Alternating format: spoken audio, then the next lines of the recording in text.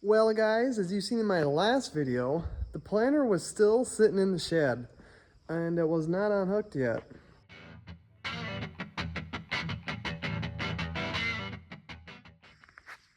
And that's because I haven't quite vacuumed it out. Even though I planted it till she was empty, there's just that little bit of beans that's still sitting in each one. So we're backing those out, and then on top of that, taking those seed plates out.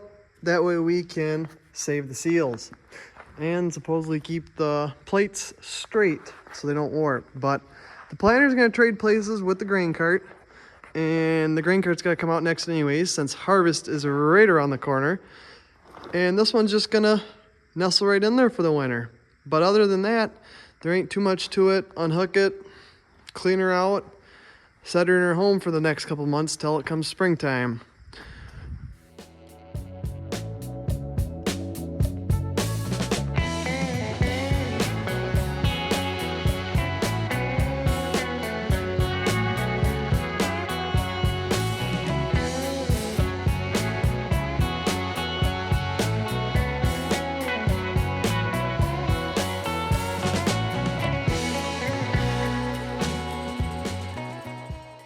That's more or less just a little bit update what's going on with the planter. That, and I got a haircut too, so we're really cruising. And just like that, folks, we're ready for a winter slumber.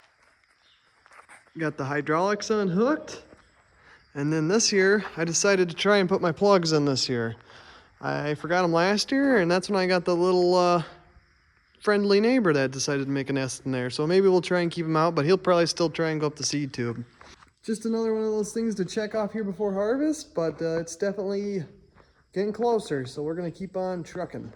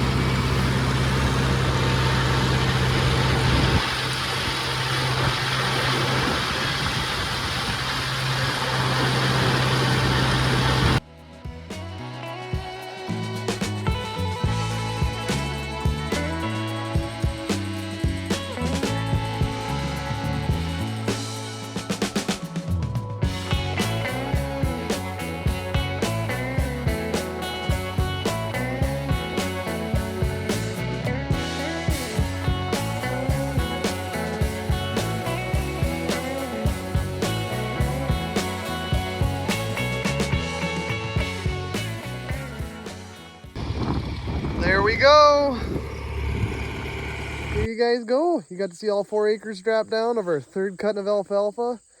Sadly, there's going to be no baling though. The guy that's buying all of this he wants it net wrapped, and we don't have that capability. So I guess we'll jump right into raking then, because at least you guys get to watch that.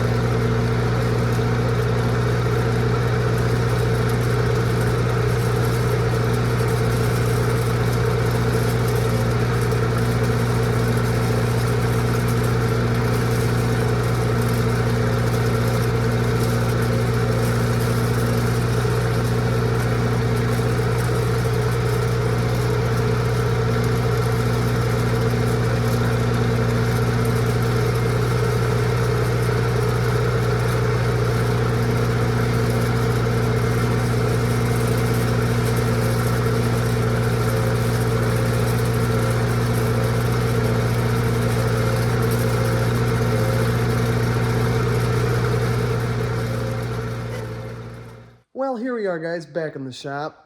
We did get those bales baled up yesterday. Got 9 out of there, so we're moving in the right direction. That'll be hopefully the last cutting off of that. That was third.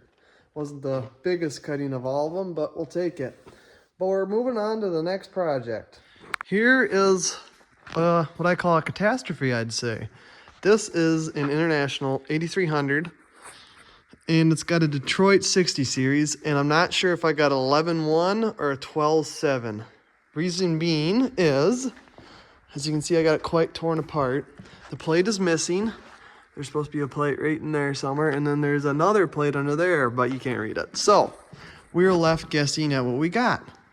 One thing we do know is it has an 8-fin oil cooler, which is used in the 12.7. Now, the question is, why do we have the oil cooler out? Well, here's your answer. This is supposed to be coolant, and that is oil. So first thing I thought, oil cooler, you know, pretty simple. I really don't have any signs of coolant in the oil. I mean, I have not pulled the valve cover looking for stuff up there and whatnot, but I don't have any major amount of coolant in the oil, basically, is what I know at this point. If there is some in there, I could probably get it tested and find out, but I'm assuming there is coolant in the oil just because wherever this is getting in is some cross-contamination going on. But it shows up in the coolant, and that's where I first started. So this is the oil cooler, and after a long test period, it come back with no leaks. I tested it with a vacuum. I did a cold test. I did a boiling hot water test, and I had no leaks at all coming out of it. Some would say just to replace it and get it over with, but I don't like throwing money at a project, especially without a smoking gun. And there is no smoking gun at the moment. The next test I think I'm going to do, which I probably should just start it off with, is I'm going to throw the whole thing back together, and I'm going to test for the whole coolant system, and I'm going to pressurize it, or look for pressure if the pressure increases, stuff like that. But if you guys got any ideas, throw me a line down in the comments. But at this point, I'm kind of lost. I'm assuming maybe a head gasket issue. There's a long list of items that this Detroit could have with problems, but you can't go looking at every problem, just being time sakes and stuff like that. But another thing I did look at, easy of course, at the air compressor. I blocked it off just for a short test run to see if it was building pressure. It did not build pressure, so I'm crossing that off the list. But that's where I stand on the project. I'm waiting for Seals to put that oil cooler back in. I did price an oil cooler. It was just short of $400. If the truck didn't need other things, I probably would throw it at it, but there's just a few other things that need to get crossed off. One of them being this radiator. I don't think that's factory. And another being the fan. I'm assuming something was in there when it wasn't supposed to. We got one full fan. I'm going to count that as a win. The rest of them all are in a different shape of missing part of them. And then another one that I think is pretty common on these early 60 series is a crack in the manifold. Another one I didn't see, a crack in the intake boot. That is not good. You wouldn't believe how hard it is to find parts for this thing, though. It's just outrageously hard. Especially this radiator. I cannot seem to find one the right style.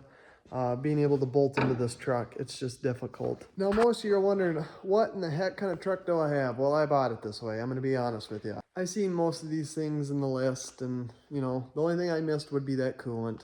I did not see the oil in the coolant. I mean, I looked in the coolant reservoir, but I did not see any sorts of residue. So either it was just right time or they got me good. I don't know.